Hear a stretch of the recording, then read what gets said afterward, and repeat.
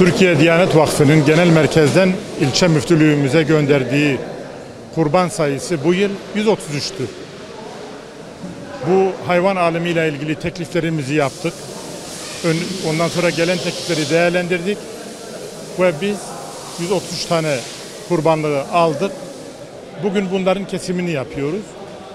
İlçemizde çok fakir olan ailelerin, yetimlerin, özürlülerin, Suriye'den gelen misafirlerin, bir de Kur'an kurslarımızda okuyan, hafızlık yapan öğrencilerimizin hisselerini dağıtmak üzere görevli hocalarımız birazdan gelip bunları alacaklar. Tabii ki Türkiye Diyanet Vakfı'nın hem ülke genelinde hem yurt dışında bu organizasyonda büyük hizmetleri ve emeği olmaktadır. Gelen hisse kadar biz de fakirlerin sayısını tespit ederek onlara bu dağılımı yapmış olacağız. Bu hayra vesile olan, kurban bağışında bulunan tüm kardeşlerimizin, vatandaşlarımızın bayramını tebrik ediyor. Yaptıkları hayru hasenatın Yüce Allah indinde kabulünü niyaz ediyoruz.